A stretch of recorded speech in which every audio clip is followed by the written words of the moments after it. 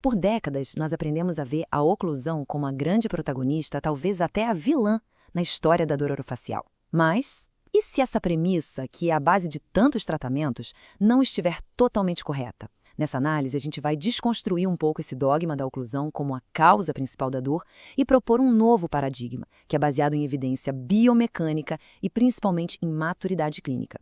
O objetivo aqui não é dizer que a oclusão não importa, pelo contrário, é reposicioná-la no seu devido lugar. Para organizar esse raciocínio, a gente vai seguir 4 passos. Primeiro, vamos encarar de frente um paradoxo que todo clínico vive no dia a dia. Depois, vamos analisar o que a ciência moderna realmente diz sobre a dor, indo além do reducionismo. Em seguida, vamos reconstruir o verdadeiro papel da oclusão, com foco total na biomecânica. E, por fim, vamos traduzir tudo isso num filtro clínico, algo prático e, acima de tudo, responsável. Começando então pelo primeiro ponto, o paradoxo da oclusão. E aqui a gente vai tocar numa realidade um pouco desconfortável, a de que um dos pilares da nossa profissão é, para muitos, uma fonte de incerteza e de resultados que a gente não consegue prever, uma verdadeira fundação de confusão. E a pergunta que não quer calar é por quê? Como é que um pilar da odontologia reabilitadora ainda gera tanta controvérsia, tanta insegurança? A resposta provavelmente não está na falta de habilidade de cada um de nós. O problema é mais profundo, ele está nas fundações conceituais que a gente herdou.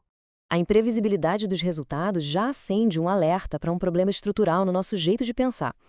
A gente faz ajustes oclusais, faz reabilitações enormes, e mesmo assim a resposta clínica é inconsistente. Alguns pacientes melhoram, outros pioram, e muitos simplesmente voltam ao estado inicial. Isso sugere que a variável que a gente está manipulando, a oclusão, talvez não seja a variável causal primária que a gente imaginava. E a raiz dessa confusão toda é histórica. Nós herdamos um mosaico de escolas de pensamento, né? Togenologia, oclusão orgânica, oclusão neuromuscular, cada uma com seus dogmas, muitas vezes um batendo de frente com o outro. O grande problema é que esses modelos, que são muito mecanicistas, foram aplicados a um sistema biológico que é extremamente complexo e adaptativo e frequentemente sem o rigor da validação científica que hoje a gente exige em outras áreas da saúde. Vamos então para o nosso segundo ponto, a dor, sobre uma visão multifatorial. Se o modelo puramente mecânico tem suas falhas, o que a ciência contemporânea da dor tem a nos dizer? É nesta sessão que a gente vai substituir o reducionismo por um modelo mais robusto, um modelo baseado em evidências. Esse slide aqui resume perfeitamente essa evolução de pensamento. À esquerda, a gente tem um modelo reducionista que dominou o século XX. Um contato prematuro leva direto à dor. Simples, linear, mas incorreto. À direita está o modelo multifatorial contemporâneo. E nele, a dor é o resultado de uma interação complexa entre fatores genéticos, psicossociais, neuromusculares. A oclusão entra nessa equação? Sim, mas não como a causa. Ela entra, talvez, como um possível fator que modula ou perpetua o problema, e muitas vezes, nem isso. E o que a evidência de mais alto nível nos diz? São décadas de pesquisa, culminando em revisões sistemáticas e meta-análises muito robustas, como as de Manfredini e da colaboração Cochrane. E elas são conclusivas. A associação entre características oclusais específicas e a DTM é fraca ou até mesmo inexistente. Aquela corrente causal que por tanto tempo a gente buscou está, na melhor das hipóteses, quebrada. Isso nos leva ao terceiro ponto, o papel estrutural da oclusão. Se estamos desconstruindo o papel da oclusão na dor, isso significa que ela não importa? Muito pelo contrário. Significa que a gente estava olhando para o lugar errado. Agora, vamos definir onde a oclusão é de fato a protagonista da história. Os verdadeiros pilares de relevância da oclusão são estruturais. A função primária dela não é modular a dor, mas sim gerenciar as cargas mastigatórias para garantir a longevidade dos dentes, das restaurações, dos implantes e do periodonto. É uma questão de pura engenharia biomecânica, não de neurofisiologia da dor. Essa cascata biomecânica aqui ilustra bem o processo. Passo 1. Uma carga oclusal adequada. Passo 2. Uma distribuição de forças que seja equilibrada ao longo do arco. O resultado disso, no passo 3, é a preservação estrutural. E o objetivo final, no passo 4, é a prevenção das falhas catastróficas, fraturas de cúspides, trincas radiculares, descolamento de próteses, perda óssea ao redor de implantes. É exatamente aqui que um planejamento oclusal meticuloso faz toda a diferença. E esta é, talvez, a mensagem central de toda essa nossa análise. A oclusão deixa de ser um agente patológico universal, a culpada pela dor, e assume o seu verdadeiro papel, o de ser um fator que determina a preservação mecânica e biológica de todo o sistema estomatognático.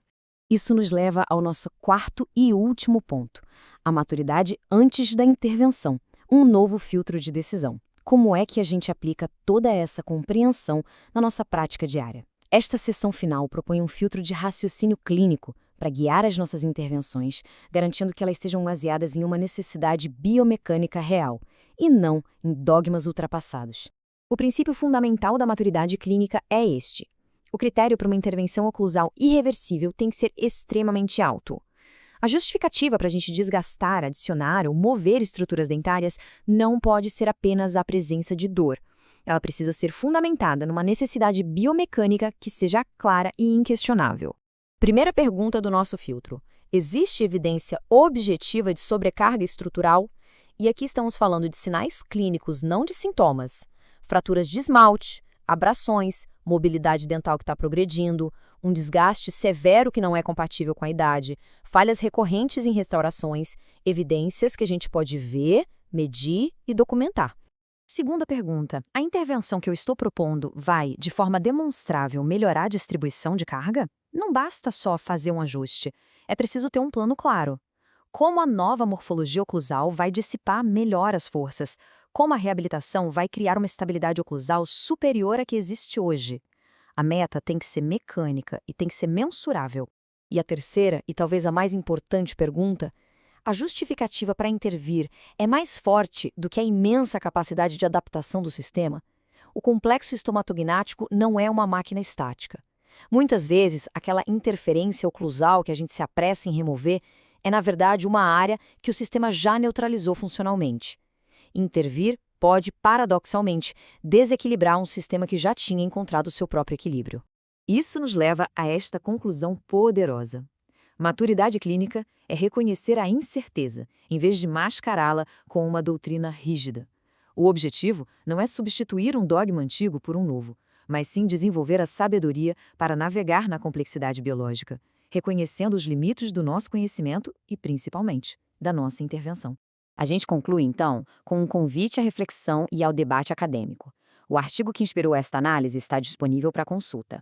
A excelência clínica não está em aplicar uma receita pronta, mas sim em realizar uma interpretação proporcional, baseada em evidências e centrada nas necessidades estruturais de cada paciente. Essa é a verdadeira essência da maturidade científica.